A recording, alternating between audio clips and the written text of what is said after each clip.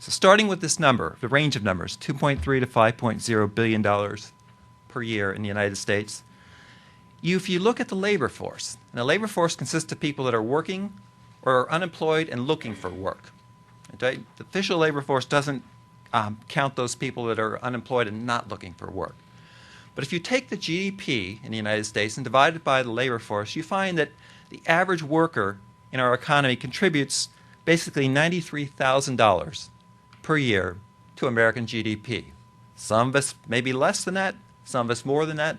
The average person in the labor force contributes about $93,000 to GDP. So, using my range of economic losses from atrazine in a given year, which ranged again from $2.3 to $5 billion a year, one way of looking at jobs loss would be to say, if the jobs were spread just evenly through the American economy, that would mean the total number of job losses would be between 21,000 and 48,000 people. Right? That's one way of using a lens to focus this $2.3 to $5.0 billion per year total loss. Perhaps a better way would be to say, well, if you banned atrazine, it's not going to affect probably a steel worker in Illinois or a coal miner in Utah or a textile manufacturer in North Carolina. It's going to affect agriculture. That's where the job losses would be. If you took that approach, my second sort of lens of looking at this, and if you said, well, how would it affect the agricultural sector? It turns out that the numbers indicate that unemployment would go up by 2.6%. Now, let's be careful with that number.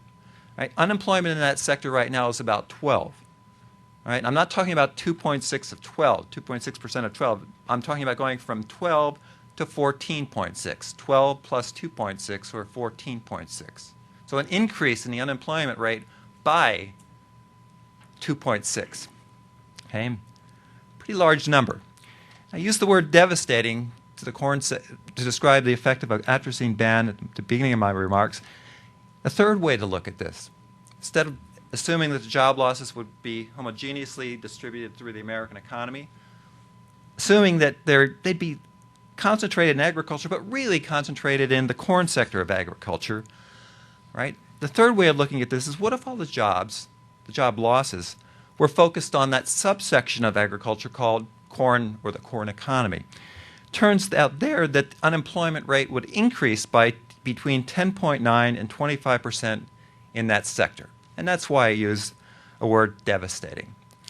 I would point out, and this echoes in a different way from an economic lens as opposed to an on-the-ground living in Kansas in a small community lens, but the same point, 95% of corn production in this country occurs on small farms, small rural farms. So this devastation in terms of the economy, the lost jobs, would fall primarily on small farmers, small rural farmers.